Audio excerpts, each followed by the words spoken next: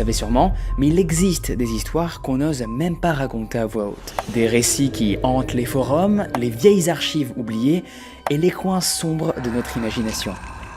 Des légendes d'ailleurs si troublantes qu'elles finissent petit à petit par ressembler à la vérité. Ce soir les amis, installez-vous bien car on va s'attarder sur 3 d'entre elles. 3 récits hyper étranges qui défient toute logique. Un nom que vous ne devez surtout pas prononcer sous peine de le faire apparaître, 2 têtes de pierre posées innocemment qui semblent attirer quelque chose d'inhumain dans une maison tranquille, et une créature affamée tapie dans l'ombre qui ne laisse derrière elle que des corps sans vie et des regards figés d'effroi. Vous l'aurez compris, ce sont les petits synopsis avec de simples phrases de ces 3 légendes urbaines que je vais vous raconter. Mais avant toute chose, j'aimerais savoir si vous, en commentaire là, vous avez déjà essayé de tester une légende urbaine pour voir si elle était bien réelle. Je prendrai du temps pour vous lire et d'ailleurs, j'épinglerai le rituel que vous avez fait chez vous, le plus chelou. Moi perso, j'ai fait la classique invocation dans les toilettes de l'école, Bloody Mary. Spoil, jamais rien de ces produits. J'ai jamais vu de fantôme.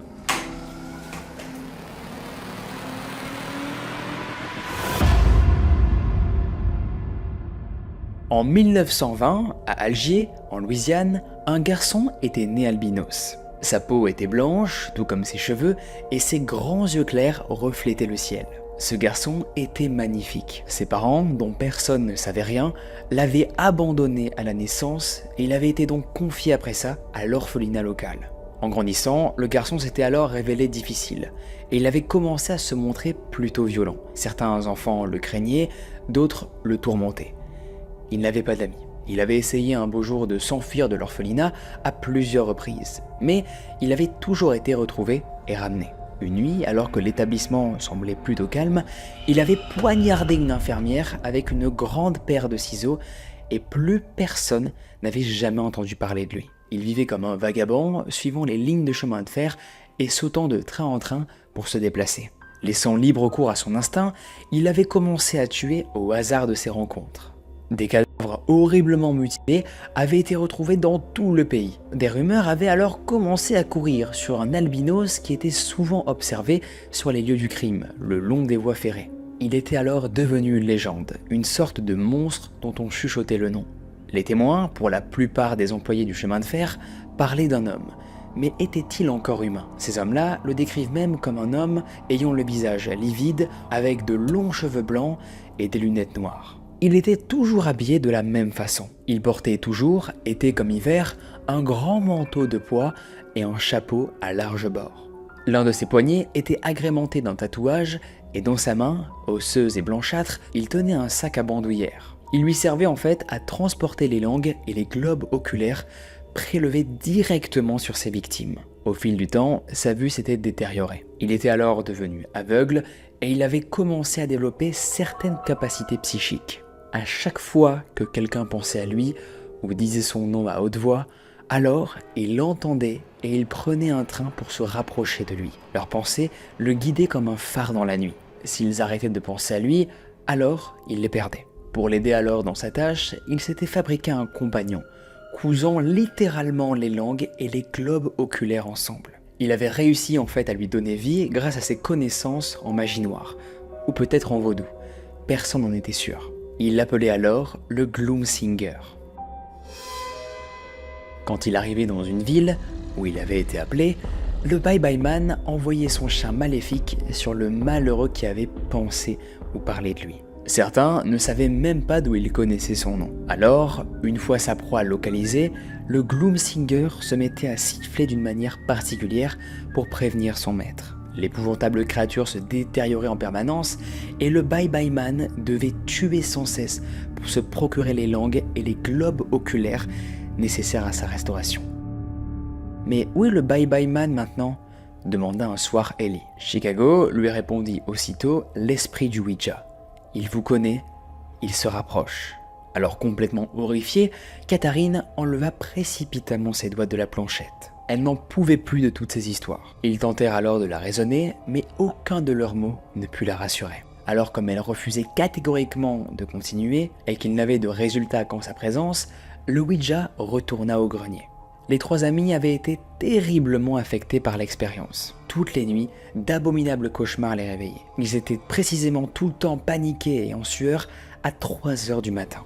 Un week-end, Ellie et Catherine se rendirent alors à un concert à Wausau, dans le Wisconsin. Ils marchaient le long du pont ferroviaire de l'île de Barker Stewart, plus connu sous le nom de Body Island, parce que les corps des bûcherons morts étaient autrefois lavés sur une rive en amont. Ellie se pose quelques secondes et ses yeux virent directement sur une tortue dans la rivière. Il décida alors de descendre pour l'observer de plus près, et Catherine l'attendit donc sur le pont. Mais en son absence, un sifflement strident se fit entendre, qui commence à se rapprocher, et elle pensa aussitôt au Bye Bye Man. Complètement terrifiée, elle se mit à courir à toute vitesse, et elle s'enfuit, sans même prévenir Ellie. Peu de temps après, Ellie et Catherine se séparèrent, et Catherine commença alors à sortir avec John. La nuit suivante, John dormait profondément, quand des coups sourds résonnèrent à sa porte. « Hey John, viens, on sort le petit déjeuner !» lui cria une femme depuis le couloir. Sa voix ressemblait étrangement à celle de Catherine. Il ouvrit les yeux. La chambre était toujours plongée dans l'obscurité. Troublé, il jeta alors un rapide coup d'œil à son réveil. 3 heures du matin. Un peu tôt pour aller prendre un petit déjeuner, non ? Brusquement paniqué, il se leva précipitamment de son lit, mais dans son affolement, il se prit les pieds dans ses bras et s'effondra sur le sol. Une nouvelle série de coups retentit, et soudainement, il se souvient. Il se souvient que Catherine et Ellie se trouvaient dans la même ville que lui, dans le Wisconsin. Comme il était allongé, la tête tournée vers la porte, il distingua alors 2 ombres par l'interstice, une grande et une petite. 2 ombres qui ne ressemblaient pas du tout à Catherine et Ellie. Alors l'idée lui vint. C'était sûrement le Bye Bye Man qui venait le chercher. Il ne pouvait pas s'empêcher de penser à lui. Horrifié, il décida de ne pas bouger et d'attendre. Quelques heures plus tard, quand il se réveilla, les premières lueurs de l'aube éclairaient faiblement la pièce. Il gisait toujours sur le plancher, mais les ombres avaient mystérieusement disparu. Une dizaine d'années alors s'écoulèrent sans incident notable. Au début des années 2000, Ellie, qui avait pour habitude de raconter son histoire à ses amis, les nuits d'Halloween, finit par attirer l'attention de Robert Damon Schneck, un écrivain qui avait déjà rédigé plusieurs ouvrages regroupant des histoires vraies. Après la sortie de son livre, en 2005, l'histoire de Bye Bye Man se répandit alors sur les forums d'internet. Les émissions de radio ne faisaient qu'en parler dans leurs programmes, et les passionnés même du paranormal commencèrent de plus en plus à s'y intéresser. Le Bye Bye Man, comme on l'appelle, devint alors une légende urbaine, un peu comme le Slender Man. Alors, je vous ai vraiment résumé l'histoire de Catherine, Ellie et John, mais celle-ci pour le coup est bel et bien réelle. De nos jours, Catherine refuse catégoriquement de s'exprimer sur leur séance de Ouija ou sur le Bye Bye Man. Quant à John, lui, mène une vie plutôt banale en Amérique du Nord. Ellie est le seul membre du groupe à ne pas avoir eu d'expérience paranormale, et il vit maintenant à New York. Il est le fondateur de The Wild Crow Society, une association à but non lucratif qui vient en aide aux victimes de phénomènes paranormaux. Il possède chez lui toujours la planche de Ouija qui a servi à leur séance. Il l'a enfermée dans une cabane avec d'autres objets occultes, la barre à savon d'un évier hanté, un livre de magie noire et une lance maudite acquise auprès d'un anthropologue local. Personne ne peut dire si le Bye Bye Man est une réalité ou une légende. Des séances de Ouija ont bien été tenues, au cours desquelles son nom et son histoire ont été révélés. Cependant, rien ne prouve vraiment la réalité de son existence, bien au contraire. Monsieur Schneck a effectué des recherches, mais il n'y a jamais eu d'orphelinat à Alger, et il n'a pas trouvé d'informations sur un tueur en série officiant près des voies ferrées à l'époque indiquée. Il dit même ceci d'ailleurs: sans un orphelinat ou une preuve de meurtre, l'histoire semble être une invention. Mais qui l'a inventé alors ? Et pourquoi ? Monsieur Schneck doute alors de l'existence du Bye Bye Man, mais il prend néanmoins quelques précautions. Quand il pense à lui ou quand il en parle à la radio, il n'utilise pas son nom, seulement ses initiales, BBM. Il ne sait pas d'où vient le monstre, mais il se dit fasciné. En admettant que les faits se soient bien déroulés comme le prétend Monsieur Schneck, les explications sont peu nombreuses. Est-ce que alors l'inconscient collectif des 3 étudiants a pu créer cette créature, le Bye Bye Man ? L'histoire a peut-être été inventée par l'esprit du Ouija, comme l'esprit de Patience Worth, qui avait prétendument dicté ses livres à Pearl Curran, ou par un esprit maléfique qui espérait ainsi les vulnérabiliser pour mieux les posséder ? Ou alors, est-ce que le Bye Bye Man existe réellement ? L'hypothèse est peu probable honnêtement, mais qui pourrait en jurer ?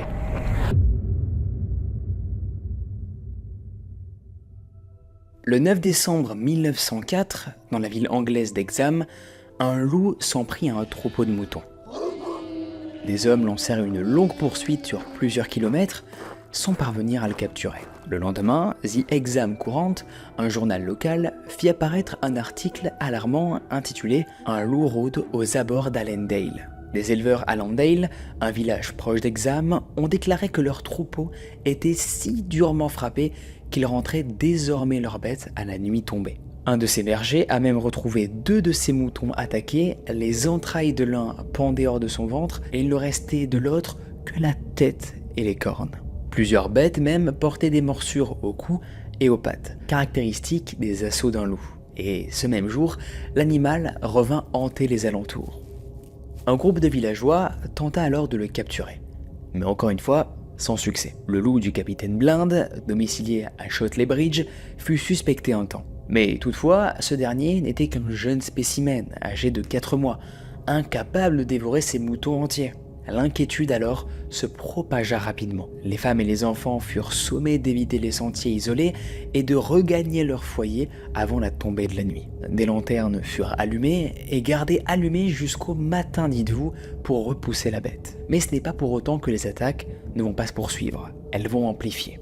Le 15 décembre, une célèbre meute de chiens de chasse, menée par le limier monarche, tentèrent de suivre la piste de l'animal. Mais bon, encore une fois, aucune trace. Malgré leur effort, de nouvelles carcasses ensanglantées furent retrouvées, témoignant de sa présence continue. Le 20 décembre, les éleveurs se rassemblèrent et mirent à prix la tête du loup, 5 livres de récompense. Le 29, 2 hommes réussirent à le pister, mais il prit la fuite d'un bond agile par-dessus un mur. Et alors le 31, des femmes et des enfants l'aperçurent dans un champ et le firent fuir en poussant des cris de panique. Pourtant, les descriptions de la bête divergeaient vachement. Certains la voyaient noire, d'autres cuivrée, ou encore gris foncé, voire gris clair pour certains. En réaction, les habitants alors formèrent un comité du loup d'Hexham, qui organisa de multiples battues. Et malgré des observations fréquentes, la créature parvenait toujours à échapper aux chasseurs et à leurs fusils. Mais bon, face à l'inefficacité générale, les membres du comité firent appel à un certain Bredick, un pisteur indien renommé. Lorsqu'il fut interrogé par le Newcastle Evening Chronicle, il affirma qu'il retrouverait la bête grâce à la science. Pourtant, malgré son assurance, il échoua. Il avait même tenu d'ailleurs ces propos-là. Ce loup ne laisse ni trace, ni odeur. C'est impossible. Était-ce vraiment un loup ? Le 7 janvier 1905, des ouvriers travaillant sur une voie ferrée découvrirent le cadavre d'un loup coupé en 2 par un train, à environ 48 km à l'ouest du Hexhamshire. Alors après ça, ils l'enterrèrent, mais après en avoir parlé au chef de la gare de Kennington, ils le déterrèrent et ramenèrent la dépouille en ville. Le capitaine Bain accourut, mais constata que l'animal était trop vieux pour être le sien. Le loup devint rapidement alors une attraction. Des curieux accoururent pour le voir, certains même offrant jusqu'à 40 livres pour voir sa tête. Mais des offres qui seront rejetées. Le corps fut finalement expédié à l'inspecteur des chemins de fer de Midland et exposé dans une salle à Derby. Mais The Hexham Courant précisa que ce loup n'était pas celui d'Allendale. Des preuves irréfutables démontraient en fait que la créature courait toujours. Pendant ce temps, un journal londonien, The Beatstander, évoqua les ravages causés par le loup d'Hexham. La presse locale rapporta prudemment des extraits sans confirmer ni démentir. Le 21 juillet, on annonça alors que des chiens avaient été envoyés en forêt, mais le gel empêcha la chasse de progresser. Plusieurs témoins, dont un facteur, affirmèrent pourtant avoir vu la bête. Les attaques devinrent ensuite de plus en plus rares, jusqu'à tomber dans l'oubli. Jusqu'en 1971, un après-midi de février de cette année-là, Colin Robson, âgé de 11 ans, désherbait le jardin familial au 3 Ready Avenue à Hexham, lorsqu'il mit au jour une petite pierre arrondie de la taille d'une balle de tennis. En la nettoyant, il fit apparaître un visage sculpté au trait grossier. Il appela aussitôt son frère Leslie, qui l'observait depuis sa fenêtre, et les deux alors se mirent à fouiller le jardin. Bientôt, Leslie trouva une seconde tête. Toutes deux, vaguement sphériques, Elles comportaient en fait à leur base une excroissance, comme si elles avaient été fixées à un socle ou un corps. La première, gris-vert, lourde et incrustée de cristaux de quartz, affichait des traits masculins et des cheveux plaqués. L'autre, aux yeux exorbités et au nez crochu, semblait porter une coiffure nouée avec 2 touches de rouge et de jaune. Pour les enfants, elle ressemblait à une sorcière. Après les avoir nettoyés, ils les rapportèrent alors à la maison et d'étranges phénomènes commencèrent. Les têtes semblaient tourner d'elles-mêmes durant la nuit. Des objets se brisaient sans raison, des bouteilles explosaient et des bibelots se retrouvaient même en miettes. Une nuit, l'une des filles de la famille, avec sa sœur, vit tomber sur son lit une pluie de fragments de verre. Traumatisée, elles demandèrent alors à changer de chambre. Une voisine, Madame Helen Dowd, vécut un épisode encore plus troublant. J'étais allé dormir avec mon fils malade dans la chambre des enfants. Il ne cessait de dire qu'on le touchait. Et soudain, j'ai vu une silhouette. Elle s'est approchée et j'ai senti ses mains sur mes jambes. Puis elle est sortie à 4 pattes. On a hurlé. C'était une créature mi-homme, mi-animal. La nuit précédente, elles avaient entendu des bruits étranges provenant de la maison des Robson. Sa propre porte d'entrée s'était retrouvée ouverte. Un voisin, lui aussi, parla de hurlements, semblables à ceux d'un loup-garou. Et peu de temps après ces événements, la famille Dodd fut relogée. Les rumeurs se mirent alors à circuler très vite. Les pierres surnommées le garçon et la fille furent alors confiées à l'abbaye d'Hexham, puis au musée des antiquités, et enfin à l'experte en artefacts celtiques, le docteur Anne Ross. Elle conclut qu'elle datait d'environ 1800 ans, probablement utilisée dans des rites celtiques. Peu de temps après, comme les autres familles qui ont été victimes d'événements paranormaux, des événements étranges et plus que dérangeants commencèrent. Et elle le raconte très bien d'ailleurs. Une nuit, je me suis réveillé glacé d'effroi.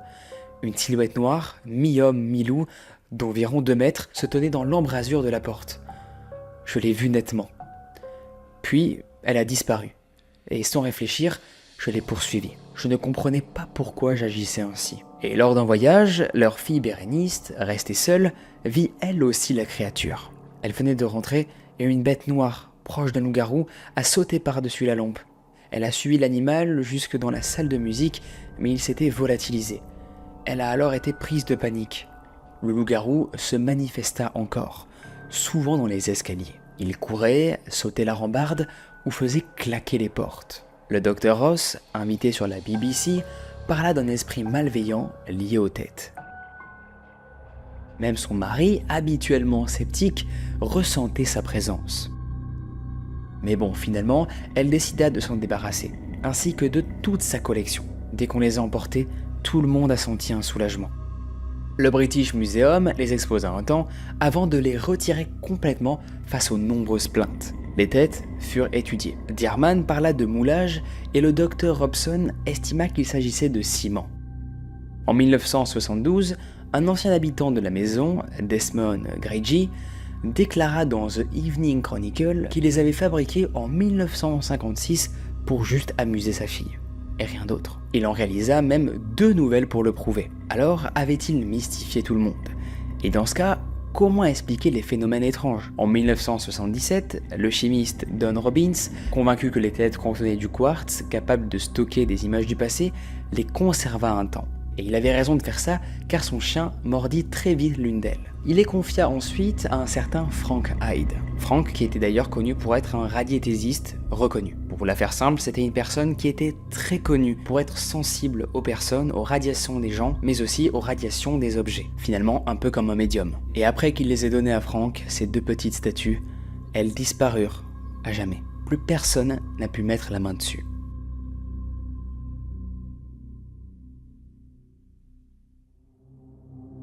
Dans les hauts plateaux désertiques du nord du Chili, une série d'attaques nocturnes sanglantes a semé la panique parmi les éleveurs. Plus d'une 50aine de jeunes alpagas et lamas ont été retrouvés morts, vidés de leur sang. Pourtant, on retrouve des marques de perforation étrangement précises au niveau du thorax. Pour les villageois de Colchan, non loin de la frontière bolivienne, le coupable ne faisait aucun doute. Le Chupacabra. Cette créature mythique venue sucer le sang des bêtes. Déconcertés, les autorités locales et les vétérinaires ne sont pas parvenus à identifier le prédateur responsable. Les blessures infligées aux animaux ne ressemblaient à rien de connu dans la région. Les pumas et les renards, habituels chasseurs de ces terres arides, s'en prennent généralement au cou de leur proie et laissent des traces de lutte. Alors que là, c'était complètement différent. Ici, les morts étaient propres, carrément chirurgicales, et les carcasses demeuraient intactes, enfin à l'exception de 2 petites plaies. Face à cette énigme, le maire de Colchan, Javier Garcia Choc, sollicita alors l'aide d'une vétérinaire locale, Andrea Nieto. Après avoir examiné les cadavres, celle-ci déclara « Il ne s'agit ni d'un puma, ni de renard, ni même de chien sauvage. Il n'y a que 2 petits trous visibles, bien espacés, placés dans la région du thorax. Aucun autre signe de morsure, ni de déchirement. La taille et la disposition des crocs indiquaient alors une mâchoire étroite, différente des animaux présents dans la zone, différente des prédateurs locaux. Elle exclut aussi l'hypothèse des chauves-souris, beaucoup trop petites pour causer de tels dégâts. Pour les habitants, l'explication rationnelle ne suffisait pas. Les témoignages des éleveurs se recoupaient. L'agresseur frappait uniquement la nuit, ne laissait aucune empreinte et n'emportait jamais les corps. Juan Choc, un fermier endeuillé, confia même ceci. Au début, on a cru à un déséquilibré, mais ensuite, les cadavres ont continué à apparaître. Trop nombreux, trop étranges. Il évoqua la rumeur d'un chupacabra blessant des gens dans le sud du pays. Depuis, on a installé des lumières à panneaux solaires autour des enclos pour essayer de le tenir à distance. Un autre agriculteur, Louis Choc, fit remarquer que la créature ne s'attaquait pas à la chair ou aux organes. Elle fait un petit trou toujours au même endroit. Pas de chair arrachée, pas de traces de lutte. Même les mères ne défendent pas leurs petits. C'est comme si les bêtes étaient paralysées face à ce qu'ils voyaient devant eux. Le Service national de l'agriculture et de l'élevage, le SAG, dépêcha alors des agents pour inspecter les lieux. Mais malheureusement, dans les 2 cas les plus récents, les corps avaient été déplacés après la mort, rendant toute analyse de terrain difficile. Des caméras infrarouges furent alors installées autour des fermes, dans l'espoir peut-être de filmer le mystérieux prédateur en action.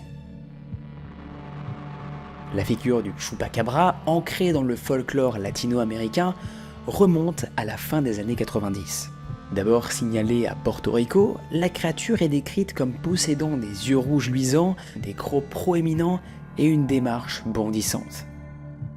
Elle aspirait apparemment le sang de ses victimes, d'où son nom.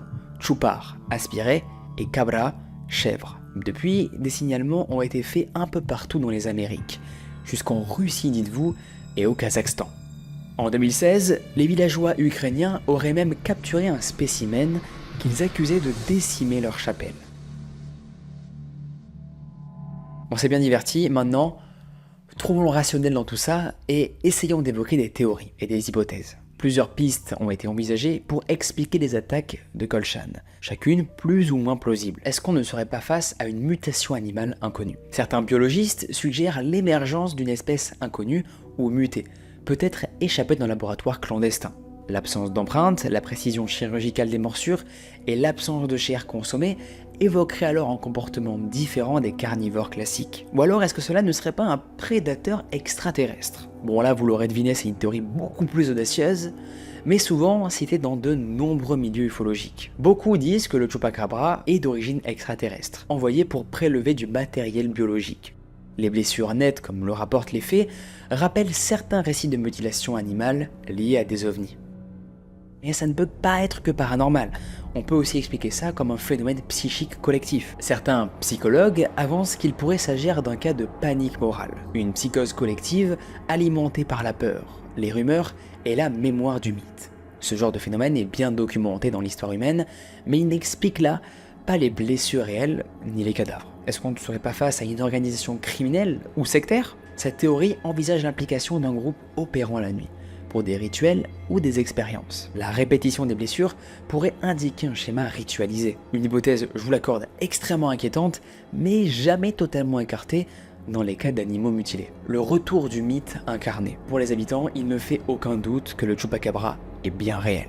Pour eux, la créature n'est pas un mythe ni une hallucination. C'est une présence ancestrale en fait, peut-être réveillée ou attirée par un quelque déséquilibre dans l'environnement. Aujourd'hui encore, l'énigme reste entière.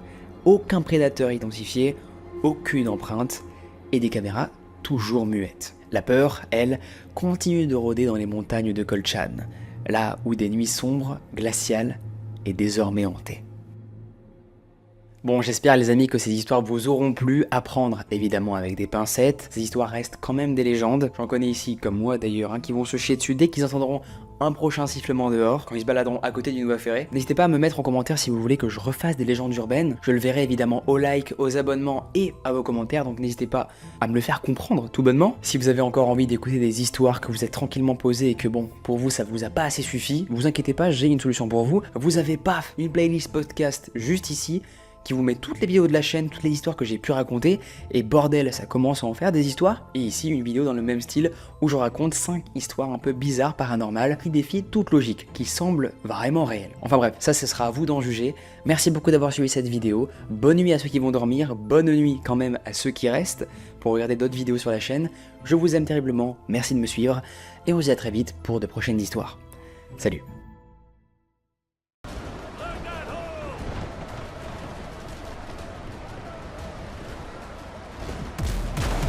Damn it. How many ships are there?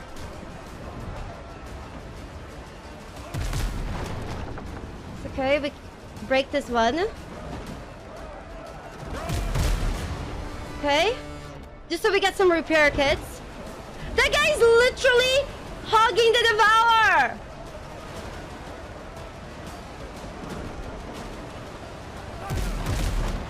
Damn it! The Howler is hemming the Devourer!